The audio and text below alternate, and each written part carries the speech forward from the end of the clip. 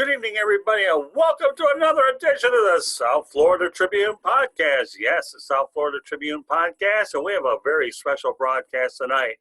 We welcome David Levin back on the air. David is up 5 hours north of I-95 in Jacksonville, the home of the Jacksonville Jumbo Shrimp, the Jacksonville Jaguars, etc.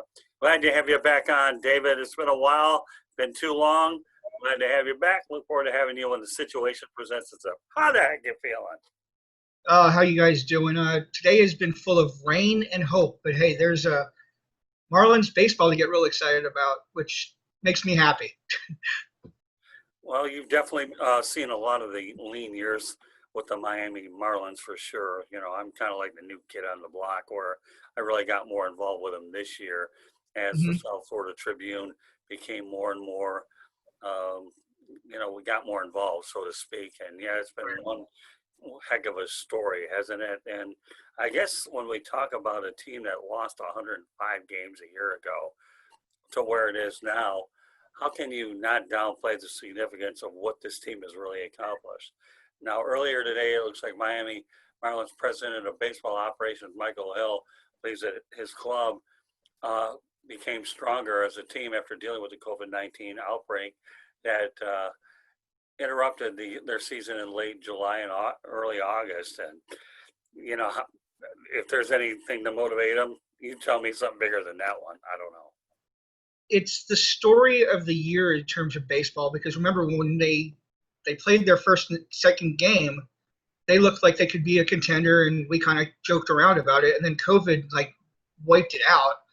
They didn't play for 8 or 9 days, and you know the scrutiny that went on with the ball club and how there were questions about social distancing and practicing. And this is one of the best stories you could have in a 60-game season. I know we had talked before the season even started that I thought the Marlins would be a contender, but I didn't know if they'd make the playoffs. I thought they were ahead of schedule. So I'm pleasantly pleased with what manager Don Mattingly has done, and also the front office, Michael Hill, Derek Jeter. Got to give Dick Scott some credit there too. They may not go farther than the first round of the playoffs, but they may not need to, because it's still the best story that could be told. Yeah, that's true. I know you mentioned Dick Scott. Of course, he has Yankee ties. I remember his ties back into the 1980s as well, when I worked with people like Barry Foote, Stump Merrill, and Yeah. when you're a Yankee, you're tied in with that group. These guys are as loyal as you can definitely get. And it's a lot like we had talked about before, where it's the Yankee way, and it's the Hank Steinberg Cashman plan, where Derek Jeter is following a playbook. So is Michael Hill, and it's working for them. And it's nice to see that it's ahead of schedule. I really thought next year would be the year that they make the big leap, but this is fun, Scott. You got to get me excited about it. Yeah, well, I'm as excited as a guy like me is going to be even killed, like that guy called Don Mattingly, who's very even. True. But when you talk about the nature of the whole situation, of the original 30 players, 13 of them remain healthy throughout the year. That, to me, is just unbelievable when you take that stat by itself. You say a prayer for that, because you really thought, let's say, after the first week of the Major League season, they weren't going to have baseball because the Cardinals and the Marlins kept on having to discuss players being sick and what are you going to do and social distancing, and it could have blown up in everybody's face. I know that you follow it because you're there for the press conferences and whatnot, so you see a different side of it. I look at it from the players' perspective, because a lot of the players came through the Jacksonville Jumbo Shrimp, which is here. Right. They are the double A affiliate, and we haven't even talked about, and that's for another show, how not having minor league baseball this year, that was devastating. So I'm real happy. There are players on the roster that we discussed in pre-prep, that are making their appearances that had definite ties to Jacksonville. Sixto Sanchez, Levin Diaz, Jazz Chisholm. Brian Anderson played 2 years in Jacksonville before he was called up in 2017. The name escapes me. I'm sorry. I'm old. But there are enough players that you could fill up. Monty Harrison began his minor league career with the Marlins in Jacksonville. There are players that we can go on and on about. Edward Cabrera could possibly be added to the taxi squad for the playoffs. Jacksonville has a definite tie to the success of this team this year. Yeah, well, I mean, obviously, judging by the names that you mentioned, and indeed they do. So when you talk about the Marlins, you put things in perspective, okay? You know, they missed over a week of action due to the outbreak that saw 18 players test positive. 18, that's a lot. 18 of the 60. That will decimate you. I've heard, yeah. It speaks to the, what do you want to call it? The perseverance of the front office and what Don Mattingly had did this year. And I know you've become a real fan of Mattingly, having talked to him this year. Right. He has not gotten the credit that he is due. And I know that the first 4 seasons were wipeouts because he did not have a winning season after coming over from the Dodgers. But this is probably his best managerial job ever. And I'm hoping that he gets at least some recognition for Manager of the Year. I hope so. Well, when you think about things for a moment, Hill said that 171 roster moves, Yes, to be exact. And when you're talking about, when you plan on players, you generally find them either hurting their arm or dealing with hamstrings and having to deal with these issues every 2 weeks, not every 2 seconds, so it seems. right. The fact that I find this most important, the everyday lineup kind of balances itself out because, as you know, any team can bring up a player or bring somebody over who can swing a stick. The pitching staff was destroyed. You know, Alcantara and Caleb Smith were on IR, and they didn't come back, till mid-season. Pablo Lopez became the workhorse. Jose Urena was also on the IL. Taking players like Robert Duggar or Daniel Castano or numerous other minor leaguers and say, okay, you're up, and they were out to go out there. They went out there and they performed. It wasn't bad baseball. This team probably could have won another 5 or 6 games if not for issues with hitting instead of pitching. Mm-hmm. Well, Pablo Lopez is a stud. We all know what Sixto Sanchez is going to look like. They've been raving about him. He's got electric stuff. But that 100-mile-an-hour fastball is real, by the way. I've seen it in person. That is sweet. It's nice. I wouldn't want to be holding that catcher's glove. No. Well, it could be painful if it's not padded heavily, that's for sure. Take it from a guy that played the position before another million lifetimes ago. I know it can hurt. Oh, I'm sure. It hurts, yeah. What are your thoughts on the team itself? I mean, is getting there enough, or are you expecting them possibly to get past the Cubs, which, I could flip a coin on that one. Groundhouse money.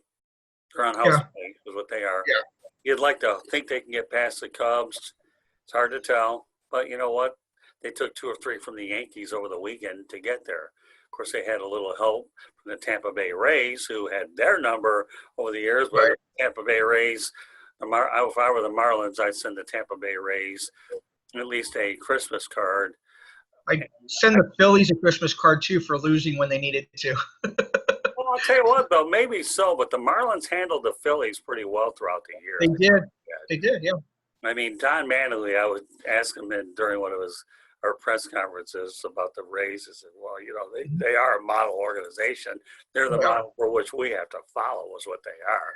I never had the chance to ask them over the weekend because they're awful the bigger national media now talking about their success, but I knew I wanted to know about what it would be like for the that you got to insist from the Rays, but that never came to fruition. I know what he would have answered. I had a chance to talk to him enough times to get an idea how the guy thinks. But I want to go back to this virus for a second. You think about it, okay? In a matter of days, it went from 1 player with the virus to 4 players to 13 to 15 to 18. I mean, this thing kept going bigger and bigger and bigger by the minute. And then, yet with all of that, okay, they're still the number 1 seed in the 2020 playoffs. They posted a winning season following a 105-loss campaign that we just talked about last year. And their last winning season was 2009. And their last postseason was when they won the World Series in 2003 against The New York Yeah, Yankees. and I find that interesting. No matter, and like we discussed before with Stuart Hack, the Yankees and the Marlins are always going to be compared because it's the same blueprint. Right. I find it fascinating that they had to beat the Yankees to get in the playoffs. I find it fascinating too that they did it in New York against New York, a team that um, they were already in the playoffs. They could have just laid down, and they didn't.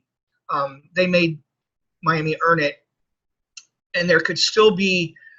Uh, there's always going to be the possibility of the Yankees and the Marlins working a deal at some point because of the familiarity of Jeter and Mattingly with their front office. So you're looking at a team that will be a mirror image of the Yankees maybe 2 or 3 years down the line because of the way that they built their team through the minor league system and made trades at the right time. Yeah, but you tell me though, David. You've been around a lot longer than I have. Okay. Mm-hmm. Do you think if for any other connection that the Marlins could have got rid of Giancarlo Stanton's contract with any other team, perhaps outside the Dodgers, with the Yankees to take on that hefty contract, with the Yankees That, willing to take? right. It's 320. Was it 325 million? It's was what 13 years. It was an albatross. The older management, by the way, Michael Hill was part of that when part of the old regime. He came over when Derek Jeter bought the team from Jeffrey Lurie. Dodgers, Yankees, maybe the Red Sox, but he was born to be in.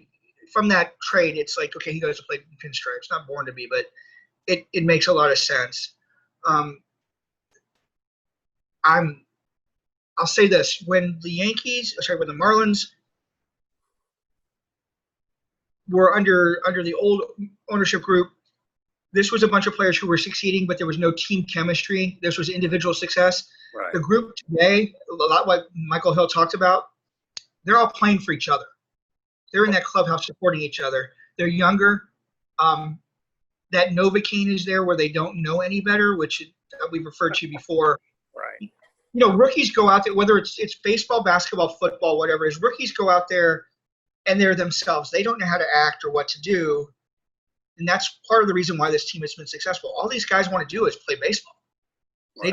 They don't understand maybe the magnitude of everything they're doing. And this is the most nondescript team the Marlins have had. You and I talked about it before. In '97 and 2003, there was character on this team. Jeff Conine, Dontrell Willis, Derek Lee, Miggy Cabrera. These are all players who impacted baseball for years. We don't have anybody on that roster right now. You know what? Stuart Hack and I had K.R. Lombardi on. He's a former Tampa School baseball coach. Yeah. And K.R. Lombardi summarized the Yankees as being a team made out of glass.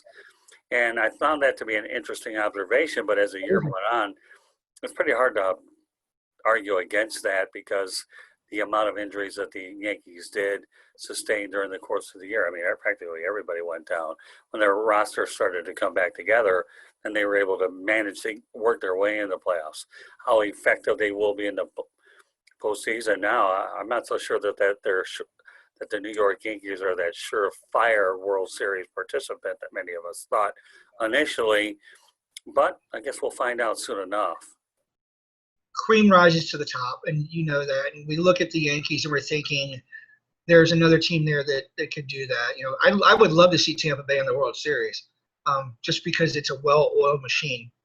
Everything there has worked this year. Right. But your blue bloods are still going to impact what happens with the playoffs. And you also know that television contract is praying that this is something like the Dodgers and the Yankees in the World Series, because that brings in money. And the bottom line is it's money driven. I would love to see the Marlins first of all, if the Marlins do get past the Cubs, if the Marlins do get past the Cubs, I will start to think more clearly about them getting to the World Series, but I have to watch what happens. We're going to pray that there is no Bartman incident. We're going to pray that there is no, controversy or anything like that. It's just baseball, Scott. But are they allowing fans at Wrigley Field, David? I don't think that they are they? No, they're not. But I'm Oh, saying there's not going to be any controversy this year. oh, I'm just dusting your chops. I know. Okay. So let's talk about Don Mattingly, okay? Sure. Guy's from Evansville, Indiana. He's Yankee team captain from 91 to 95. The only Right. to have his number retired without having won a World Series. His number's retired, his number 23. And he does have a monument. He has a Monument Park honoree. And there's a little interesting stat. His number 18 number was actually retired for the AA Nashville Sounds. Right. At one point, he was there to actually see it. But you want to talk about a humble guy. Okay, he coaches with Joe Torre, 2004 Yankees, followed him to the Dodgers, and subsequently took over that job. But here's something that few people should know when they look up the Don Mattingly. Okay, he had an MLB record in 1987, rather, 6 Grand Slams in one season, and those are the only ones of his career. And he's the first manager in franchise history with the Dodgers to actually lead them to 3 straight postseason appearances in the Dodgers, David. Now, Right, I know. obviously, you know, it's a lot easier to get in the playoffs these days than it was when you had to win the division and that, so I don't know how much you account for it, but to still think he has that distinction. Now, to make matters even more interesting from a statistical standpoint, you know, these kids are learning from a guy who's a true pro, okay? Right. They always say great players can't lead. Well, Don Mattingly may not be He's a leading. Hall of Famer, but he's bordering around great versus legendary. And let me back it up with a few other things. He's a 6-time All-Star, 9-time Gold Glove winner, won the batting title in 1984 with a 343 average. And you know who finished second behind him? 84, Yeah, Alan Trammell. Dave Winfield. Winfield. Okay. All right. Well, there you go. And then in 1979, when he got drafted in the 19th round by the Yankees, his signing bonus was all of $23,000. Okay, but I think but what's interesting when you put things in perspective is Buck Showalter, Mattingly's last manager during his playing days and his former teammate in the minor leagues, attributes Mattingly's calmness to the controversies that he was subjected to during his time with the Yankees. So, you know, I mean, think about it. Here's a guy, I did ask him before, though, during one of our press conferences, whether he got involved in the hitting instructing for a while. And why not? All he did was have a lifetime batting average of 307 with 2,153 hits, 222 home runs, and 1099 home runs. No, I'm not talking about the 1099 you sign when you have an employer, but 1099 home run. Just had to tie that in. He is, I'm going to use a really bad, he's as cool as the other side of the pillow. Right. You don't see him wavering. I mean, he is a player's coach. He is a great student of the game. Maybe one of the best defensive first basemen that ever played. You know, that's something that is overlooked. I know when we talk about whether Mattingly deserves to be in the Hall of Fame, and I believe he does, just like Dale Murphy and other people who have been scratched. And remember, too, that when he was given the contract extension last year, it was, 2 weeks before the season was over. And they were looking at setting a record of futility. And everybody was like, no, he needs to go. And Jeter specifically said, I need him to see this through. Derek Jeter knew what he was doing. Derek Jeter told him, remember, they only played together 1 year in Yankee pinstripes. And he said, at some point, I'm going to own a major league team. And Don Mattingly said, I believe him. You know, they knew what they were doing. Well, I mean, let's face it. You have, you know, the Yankee culture down in Miami. Always say I-95. You can take it all the way from Miami all the way up to Maine, and before you get to Maine, you go to New York City, and that's where you're at. Now, I've never taken that drive. Not to say I won't one day down the road. I've taken the I-75 jaunt, but I get the drill where, indeed, when you have a successful culture like you had in New York, then you have Don Mattingly, who's a manager of it, and Derek Jeter. You know, let's face it, he had one of our Zoom calls, and he did say, hey, you know, we have to get out in front of it. We have to show accountability of it. But he said there were lots of mistakes, and we will own those mistakes. we will get better. Well, they Right. did. This team was a Are you laughing stock, right? David, when this Right. took place. Are you surprised it's this season?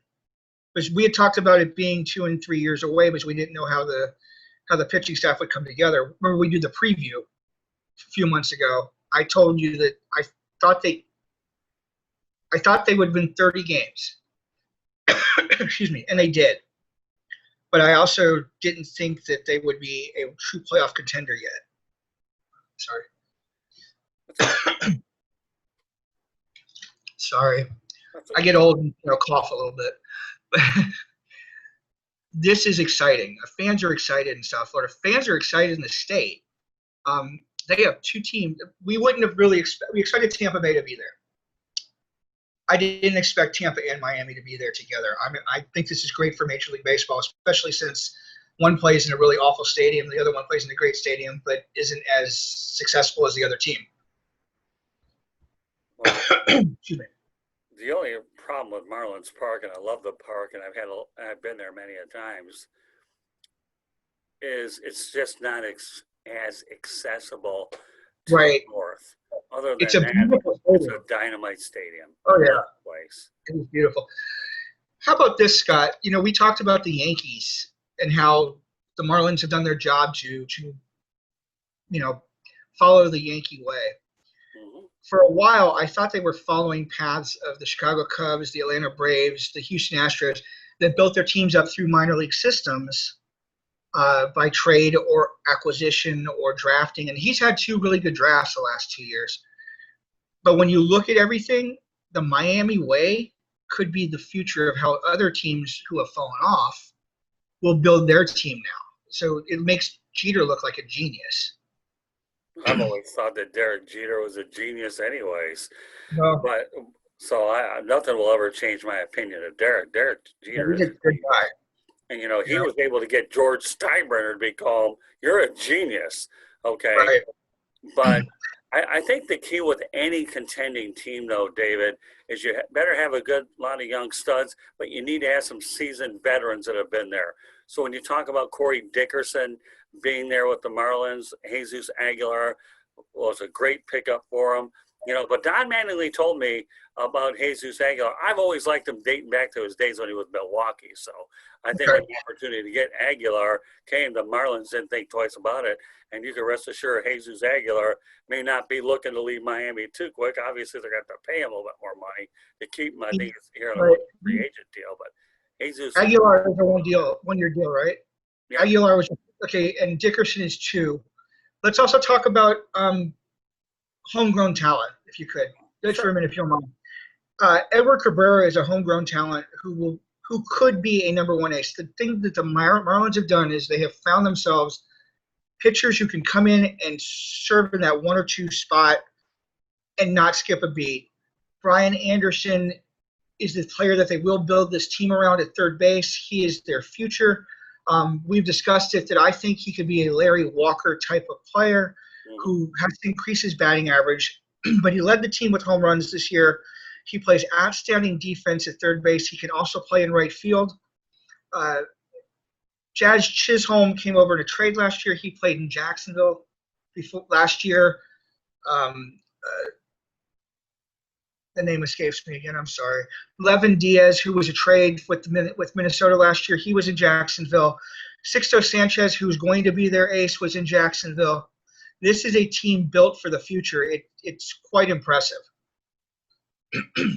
Well, I mean, and here's the thing: they drafted a wealth of pitching during the draft this year. So Max Meyer penciled him in down the road, out of the University of Minnesota. If you're a talent out of the University of Minnesota, you're doing pretty well.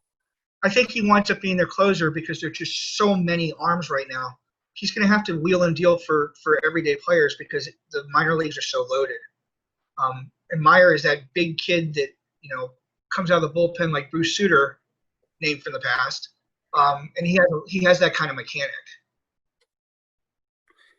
Well, Starling Marte was a good midseason pickup as well. It's a great pickup. They knew going in that if they had any early success, that they would have to buy, not sell, and that's exactly what they did.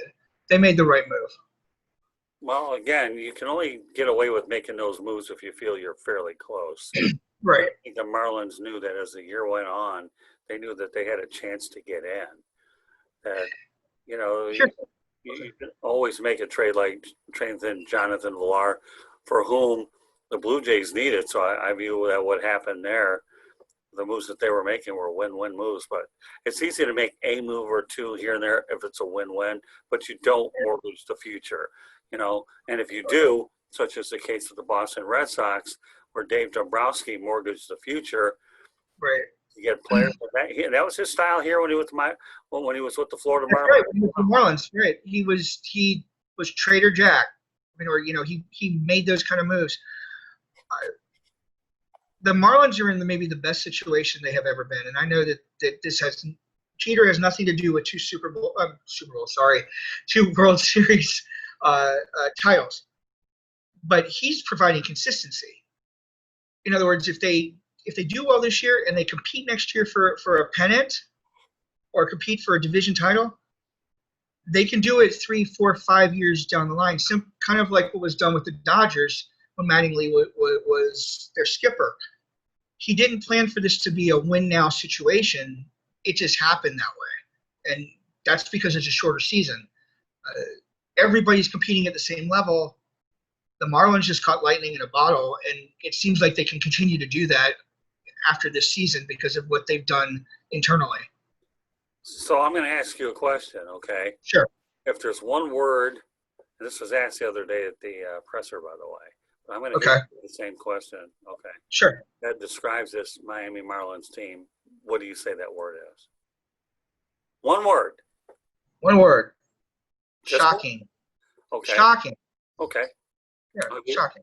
I'll give you my word. Resilient. That's a good one too. That's a real good one.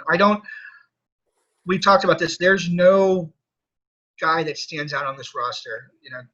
Miggy Cabrera was great as a rookie, and Dontrell Willis was flamboyant as a pitcher. Even Kevin Brown was dominant. They had character when they won their first two World Series titles. There is nobody that stands out on this roster. Maybe Starlin Marte, but there is nobody that will say, "Hey, come jump on my back, and I'll take you to the World Series."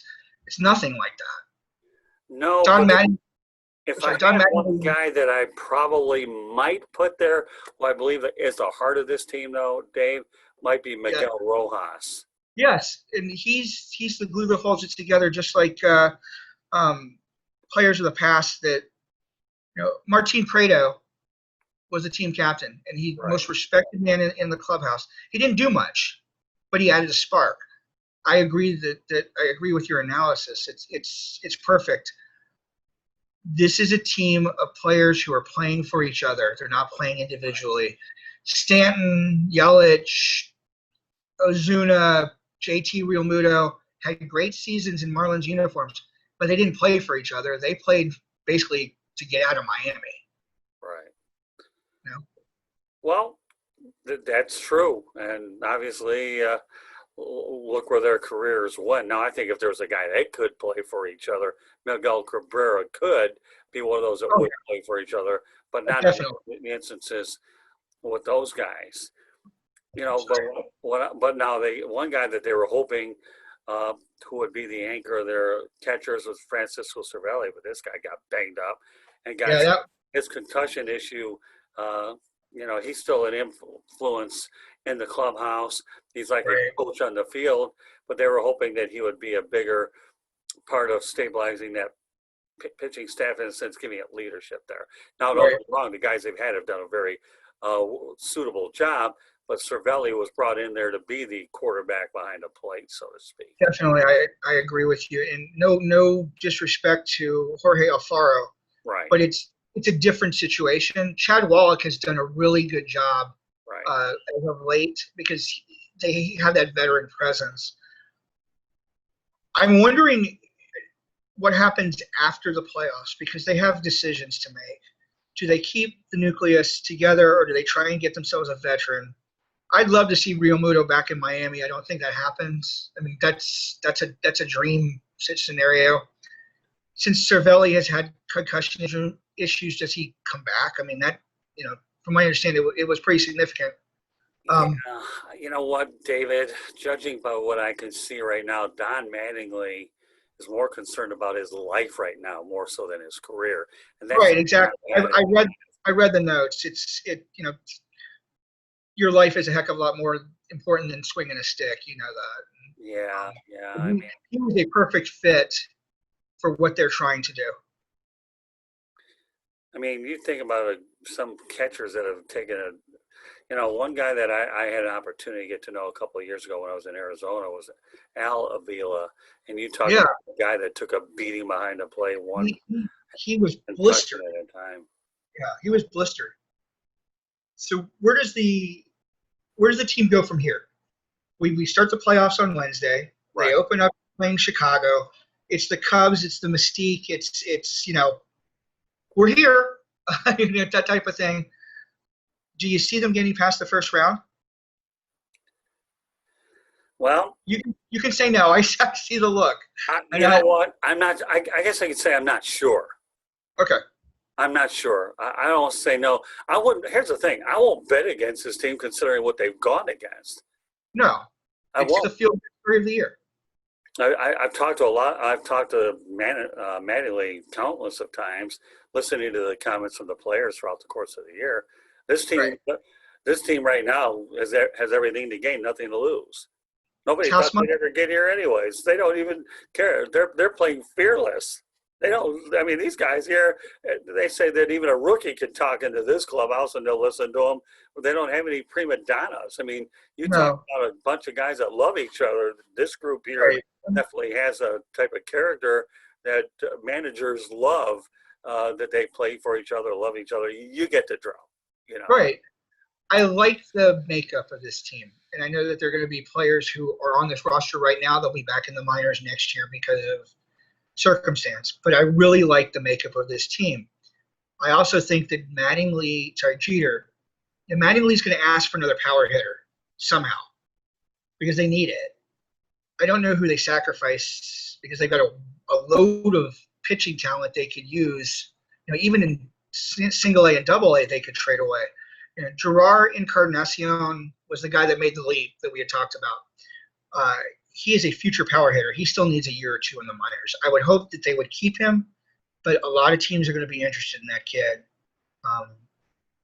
This team is built to win 2-3 years from now and go 5 or 6 years winning division titles. It's exciting.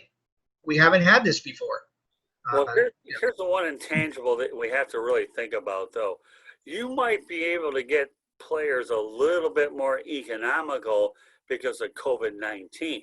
They're not going to get some of those bigger, mega contracts, David, that you might have gotten during a non-COVID year.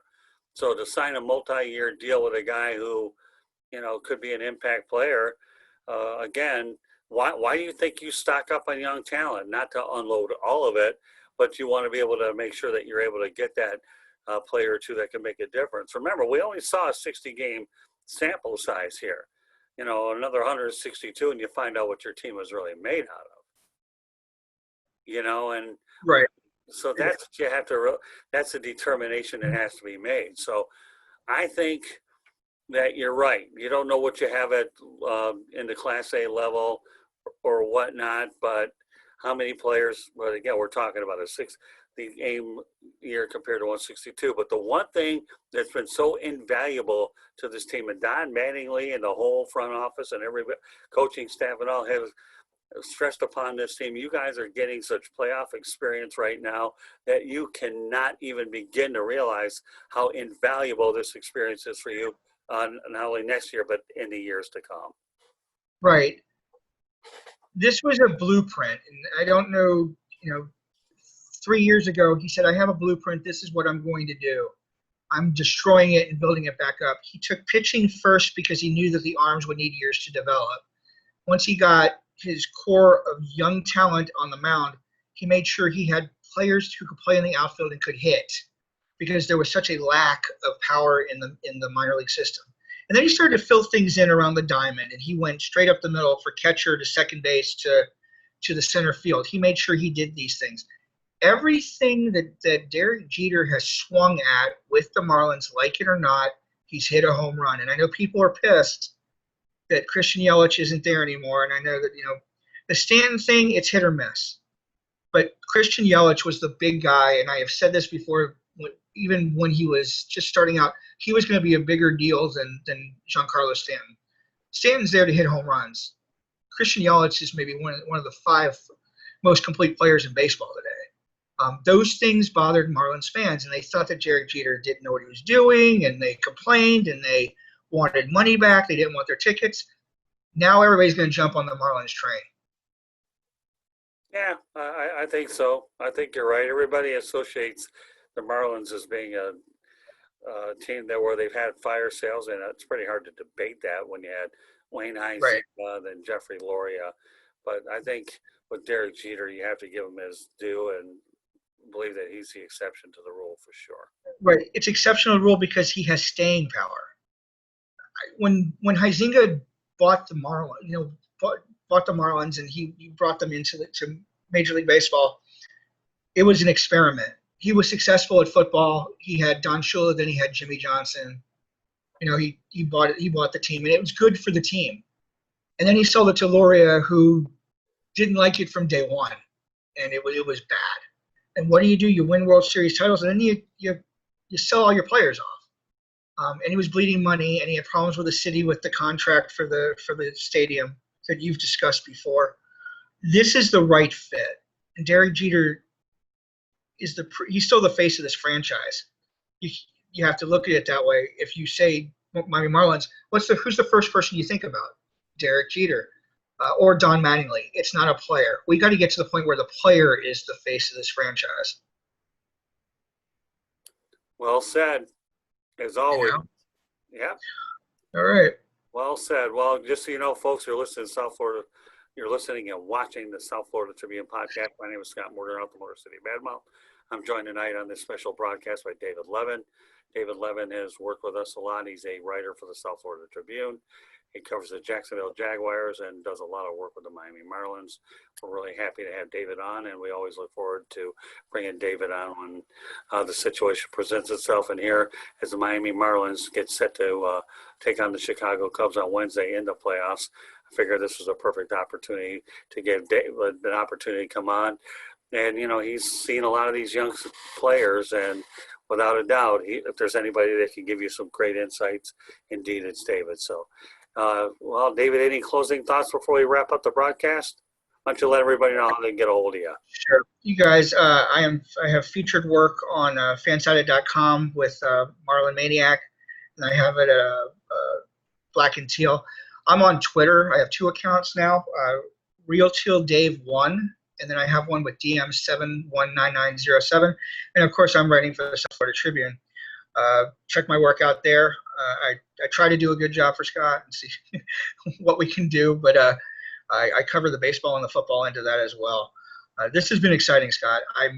I only wish the playoff games were in Miami because I really try to find a way to sneak myself in there. Because I've never seen a Major League Baseball playoff game, believe it or not. But I've seen plenty of regular season. This is too cool. Well, I was actually at the game. I think it was in 2003. I got there. I didn't know I had a credential until like the 4th inning. And I ended up getting there for the decisive game when Pudge Rodriguez took that collision to plate. I didn't want to go in the Giants locker room. I ended up going to the Marlins back then. But I also saw Game 3 of the 1968 World Series. My dad ended up taking me there. Nice. So there are a couple little things here and there that I've gone. That one. But you're not a good writer. You're an excellent writer, David. I mean, I've never seen it. This guy, folks, is a writing machine is what he is. I've never seen – he writes stories faster than the auto industry goes ahead and cranks out automobiles. And he does a heck of a job doing it. So talk about a writing machine. That's a compliment, by the way, Mr. Levin. I know. Thank you.